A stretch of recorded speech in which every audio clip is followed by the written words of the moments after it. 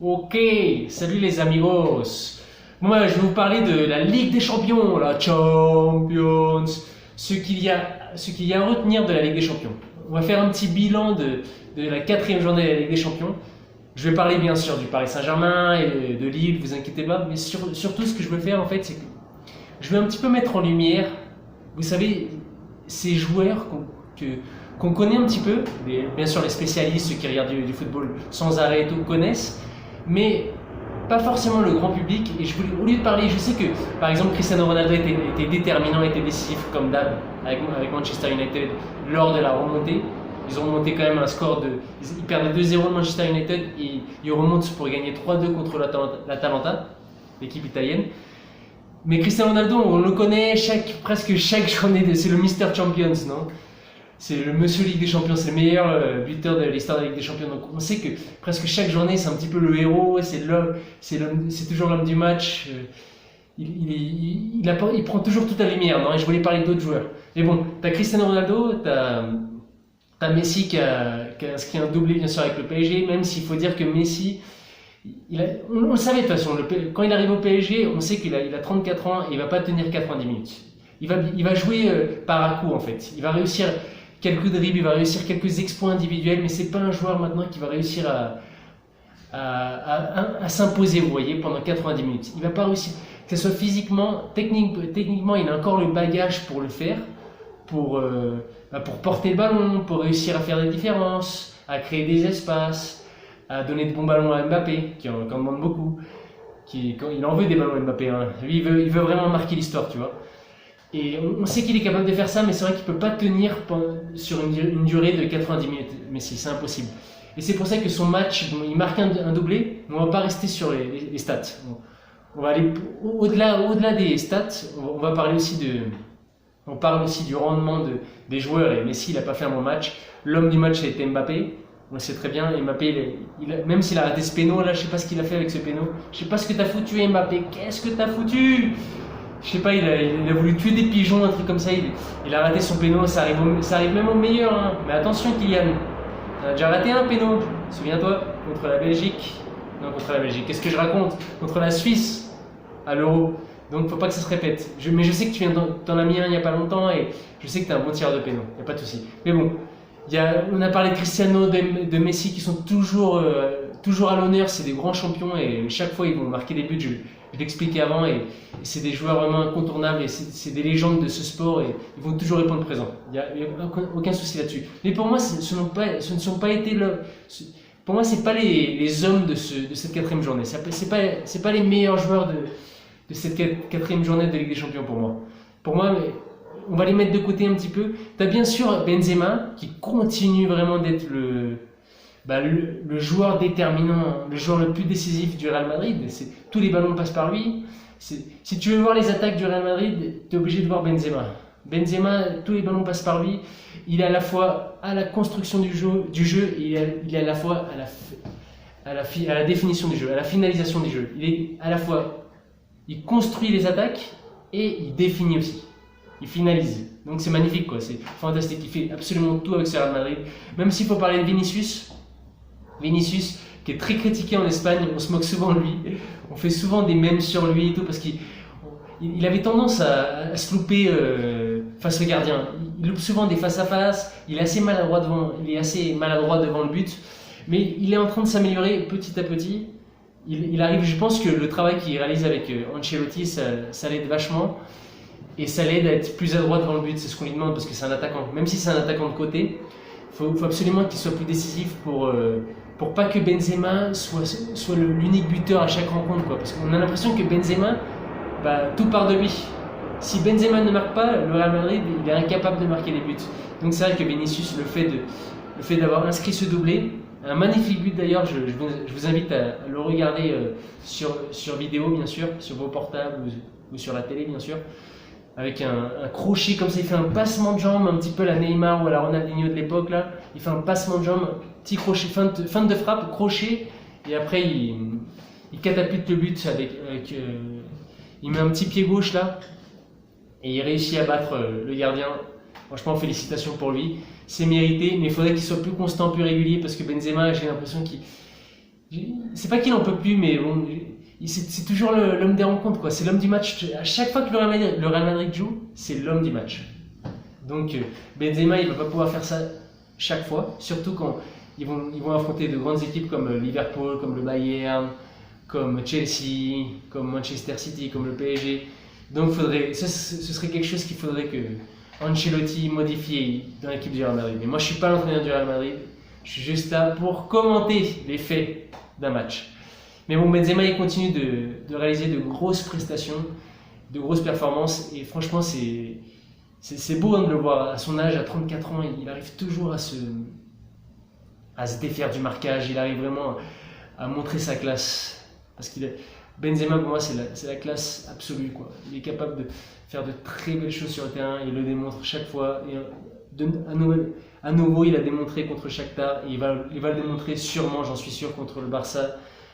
Ne loupez pas ce classico, parce qu'il y a un classico là, un dimanche prochain, Real-Barça. Et je suis sûr qu'il va démontrer son talent comme d'habitude. Mais bon, assez parlé. Benzema, on a parlé de Mbappé, de Messi, qui ont été les joueurs du match, les hommes du match de leur match respectif. T'as Benzema, t'as Mbappé, t'as Messi bien sûr, t'as Lewandowski qui marque toujours.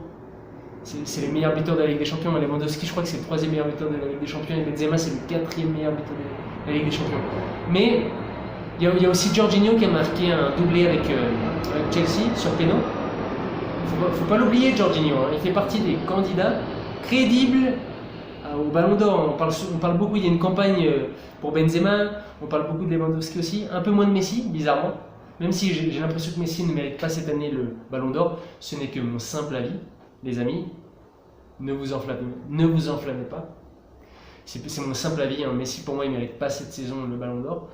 C'est plus Benzema et Lewandowski, même si j'ai fait une vidéo là-dessus. Je vous invite à la regarder, je me fais de l'autopromo là. Je fais de la promo pour mes vidéos. J'ai fait une vidéo sur qui méritait le Ballon d'Or et pour moi c'était Benzema. Mais bon, là on est focus sur la Ligue des Champions.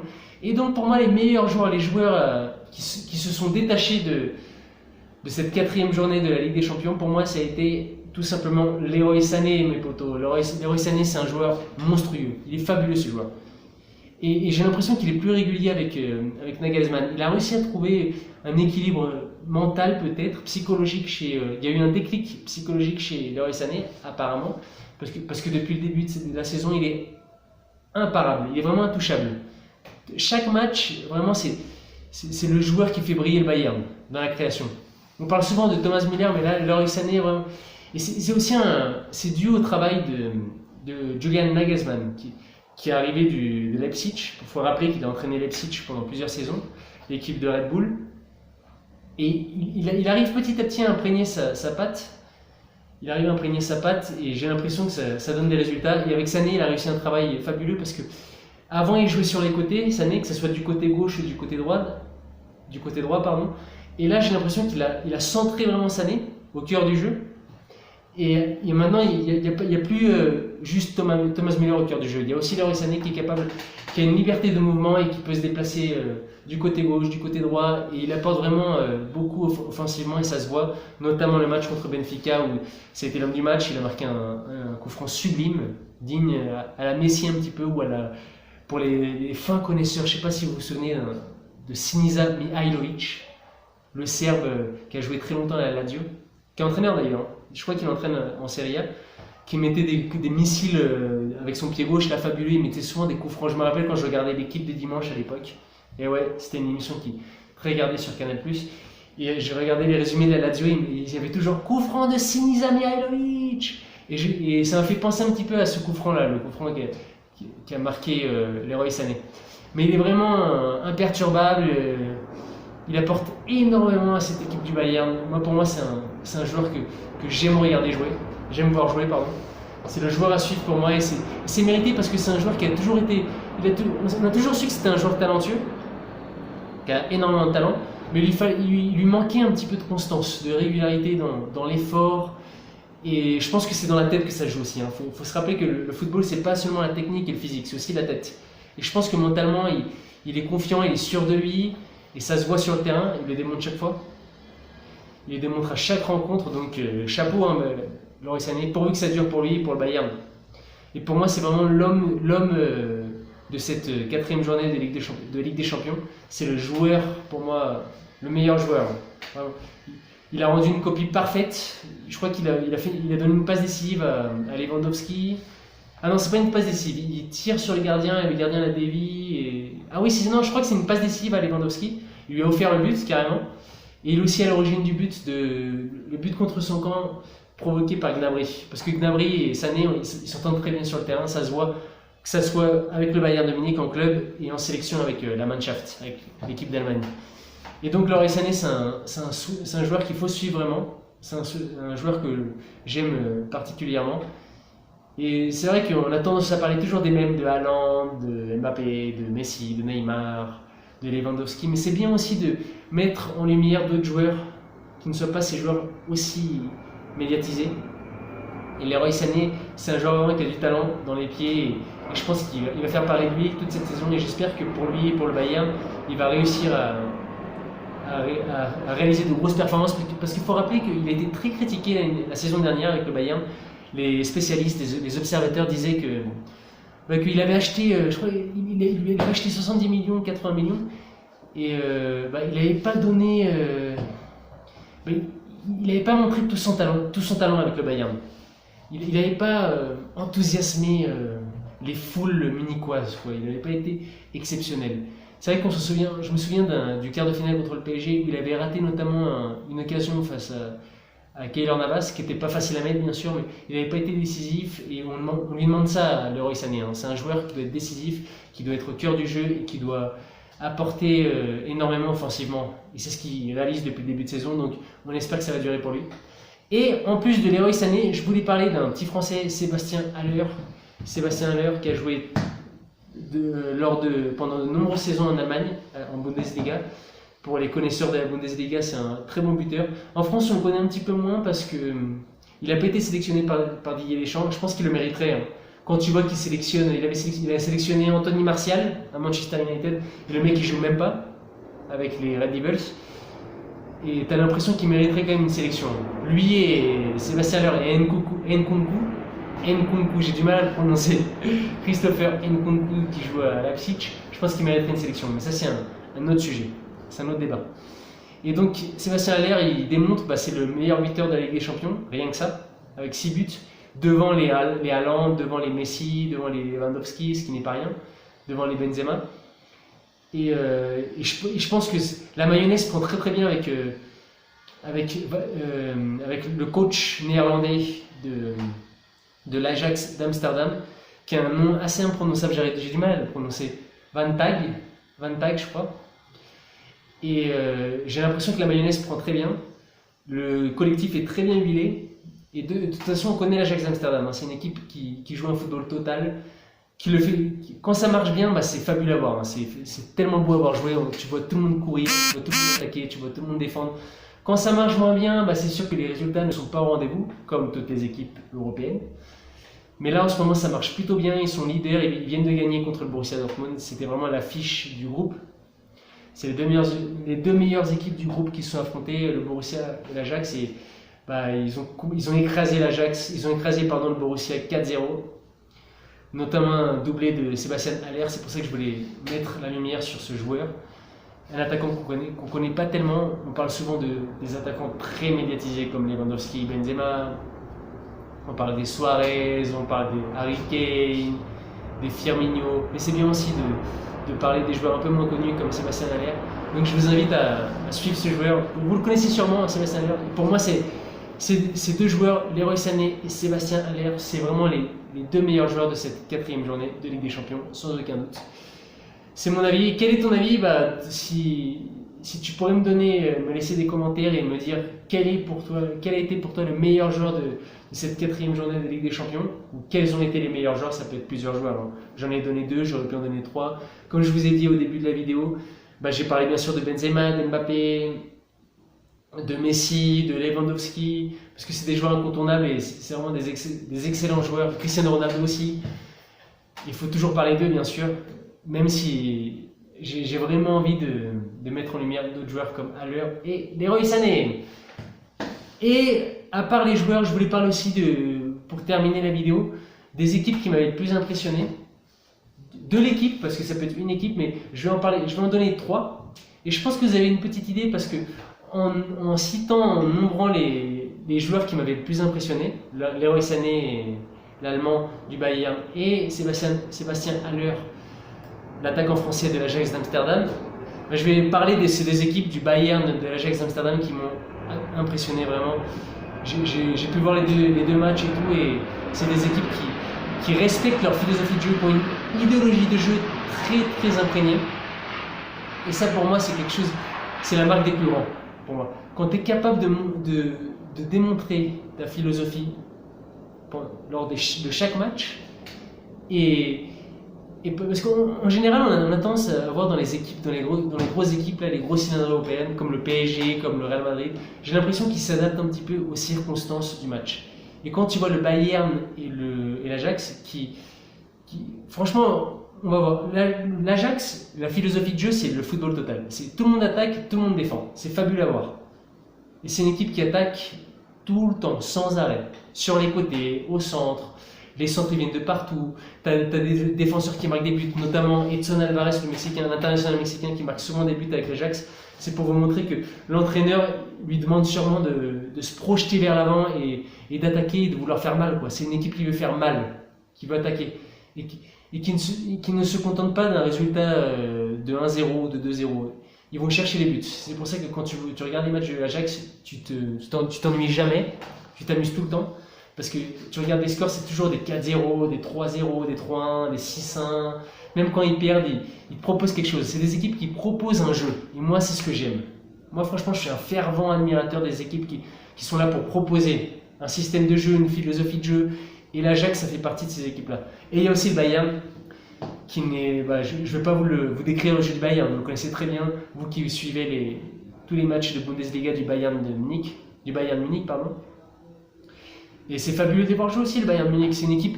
Mais là, c'est vraiment plus qu'une philosophie de jeu, où tu vois que c'est une équipe qui réalise, comme notamment toutes les équipes en Allemagne, le Gegenpressing. Tous les joueurs pressent.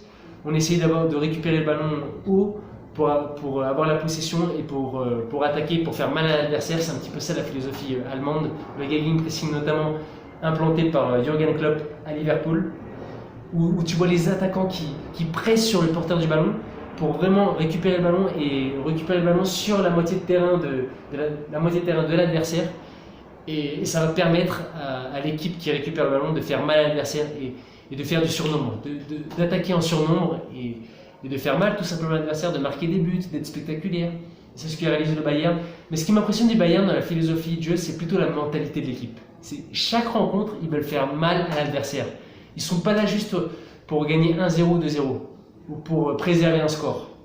C'est pas une équipe qui va préserver un score. C'est une équipe qui va absolument vouloir écraser l'adversaire. Gagner 3-0, 4-0, 5-0, 8-2 comme notamment contre le Barça en quart de finale de Ligue des Champions. Il y a 2 saisons, ils ont gagné 8-2 contre le Barça de Messi, attention. Et je crois qu'il y avait Luis Suarez à l'époque. C'est une équipe qui écrase l'adversaire.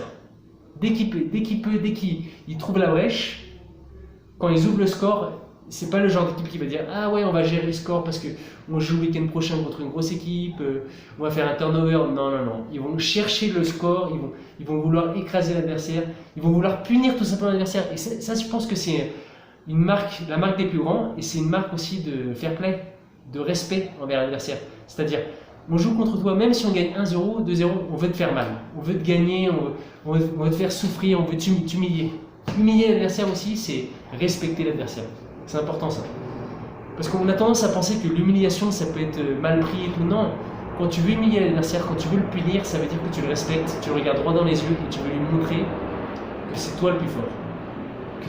Tu veux vraiment montrer que c'est toi la meilleure équipe d'Europe, que c'est toi le meilleur sur le terrain, et tu le démontres chaque fois. Et c'est pour ça que quand tu regardes les résultats et les scores 4-0, 5-0, et notamment contre le Benfica qui a réalisé une très belle copie, qui a réalisé une belle performance, mais qui avait gagné contre le Barça notamment 3-0. Et tu regardes, ils se sont créés des occasions, mais le Bayern, il marque 1-0, et au lieu de se dire bon, on va gérer le score parce qu'on a un match en Bundesliga, et ben non. Nagelsmann, qu'est-ce qu'il fait? C'est pour ça que c'est prodigieux. Il fait rentrer Gnabry Il jouait en 4, le fameux 4-4-2, non, avec Thomas Müller juste derrière Lewandowski. Et il change complètement le dispositif et la tactique du match, et de son équipe, pardon. Il fait rentrer Gnabry, il fait sortir Pavard, il le fait jouer en attaquant, il fait reculer Théo Hernandez qui jouait en tant qu'arrière gauche. Il fait jouer les 3 défenseurs, Upamecano, Théo Hernandez et Zoule. Il fait monter Gnabry pour apporter un surnombre. Et tu as Coman à gauche, tu as Gnabry à droite, tu as Sané au milieu, tu as Kimmich et Sabitzer qui a remplacé Goretzka, pardon. Tu as Sabitzer, Goretzka et devant tu as Sané et Müller et Thomas Müller juste derrière Lewandowski. Et ça a changé le cours du match tout simplement. Et ils ont continué d'attaquer, ils ont marqué le 2e, le 3e, le 4e but, notamment grâce à Leroy Sané et Gnabry. Quand il est rentré, la physionomie, ça a changé complètement la physionomie du match et ça s'est vu lors des 90 minutes. Et c'est pour vous démontrer que c'est important dans le football d'aujourd'hui, même dans l'actualité. Parce que j'ai pas envie de comparer, mais quand tu regardes le PSG qui a tendance à s'adapter aux circonstances du match et à l'adversaire, ce qui est bien aussi parce que je comprends, tu peux pas tout le temps, assumer ta philosophie de jeu et vouloir l'adopter sur le terrain. C'est pas facile tout le temps parce que tu as des adversaires qui courent très vite, qui récupèrent énormément de ballons, qui sont solides défensivement, donc c'est pas facile à réaliser. Mais moi je respecte et j'admire ce genre d'équipe comme le Bayern et l'Ajax qui respectent leur plan de jeu chaque rencontre, qui veulent écraser l'adversaire et qui cherchent toujours à marquer le 2e, le 3e, le 4e, le 5e but, le 6e but. C'est pour ça que c'est magnifique et j'applaudis ça moi, franchement. Et une 3e équipe que je voulais je voulais en parler. Bon, j'ai parlé de l'Ajax et du Bayern. Il y a Chelsea aussi qui a gagné 4-0, mais Chelsea c'est une équipe solide. Ils ont affronté un Malmö qui n'était pas terrible, non, on va dire. Mais tu as Manchester City aussi. Manchester City, c'est pas une surprise. Moi, je le savais, même si Bruges avait réalisé une belle performance contre le PSG, notamment en égalisant, en faisant un match nul. Ils ont fait quand même match nul un partout contre le PSG, ce qui n'est pas rien. Ils avaient gagné lors de la 2e journée aussi, contre une belle équipe de Leipzig. Et là, j'ai l'impression que ils ont réalisé une belle performance à Bruges, parce que quand tu regardes le match, c'est pas forcément mérité le 6-1, le 5-1, parce qu'ils ont eu leur occasion quand même Bruges, mais ils n'ont pas su les mettre au fond, et quand tu sais pas les mettre au fond et t'affrontes une équipe aussi performante et décisive comme Manchester City, tu te fais punir, et 5-1, et c'est encore une démonstration collective de la part des hommes de Guardiola qui sont impressionnants. Quand vraiment ils arrivent à mettre en place leur expression collective, et quand chaque joueur est connecté, t'as l'impression qu'ils sont inarrêtables aussi, Manchester City. Parce qu'ils ne te prêtent pas le ballon, ils ont un jeu de possession qui dure. T'as l'impression que ça dure une éternité. Ils vont jamais te prêter le ballon, quoi. Ils vont jamais te le rendre. Ils te volent le ballon, ils te le piquent, et ça y est, ils se font des petites passes, ils jouent à la baballe, ils te font courir. Et dès qu'ils peuvent, et c'est ce que j'ai remarqué dernièrement, c'est que dès qu'ils peuvent attaquer, et dès qu'ils peuvent être vertical, et de temps en temps à la récupération du ballon, se projeter vers l'avant rapidement, ils le font. Notamment, il y a un but de Mahrez qui à l'origine, c'est une contre-attaque. Et ils récupèrent vite le ballon et ils se projettent vers l'avant, et ils ont des joueurs de qualité aussi devant. Tu as des Riyad Mahrez, tu as des Phil Foden, tu as des Jack Grealish, tu as le but du jeune Palmer qui est un jeune du centre de formation de Manchester City, son premier but à 19 ans, ce qui n'est pas rien, c'est un bel exploit. Et tu as des milieux de terrain qui sont très très bons avec le ballon. Bernardo Silva, Kevin De Bruyne, tu as des Rodrigo. Donc c'est une très belle équipe, mais bon, vous le savez de toute façon que quand la compétition débute, quand la Ligue des Champions débute, Manchester City, ça fait partie des favoris depuis plusieurs saisons déjà, donc c'est pas une surprise. Mais bon, voilà les équipes qui m'ont le plus séduit, footballistiquement parlant. C'était les équipes qui m'ont le plus plu, vraiment. J'ai pris beaucoup de plaisir à les regarder jouer, et j'en prends tout le temps. Dès que je les vois jouer, que ce soit dans leur championnat respectif, c'est des équipes vraiment spectaculaires. Donc, le Bayern, pour récapituler, tu as le Bayern Munich, tu as Manchester City et tu as l'Ajax d'Amsterdam, qui sont pour moi les équipes les plus séduisantes de cette Ligue des Champions, pour le moment. Et les joueurs les plus séduisants, les joueurs les joueurs surprises un petit peu, parce qu'on a tendance à parler toujours des joueurs les plus médiatiques, mais les joueurs qui m'ont le plus surpris et que je trouve vraiment qui sont beaux à regarder jouer, c'est Leroy Sané et que vous connaissez un peu plus, et Sébastien Haller, l'attaquant français de l'Ajax d'Amsterdam, qui marque beaucoup de buts avec l'Ajax, et je voulais vraiment parler de lui. Voilà, c'est tout pour aujourd'hui. J'espère que vous allez bien, profitez bien, kiffez le foot. À bientôt les potos.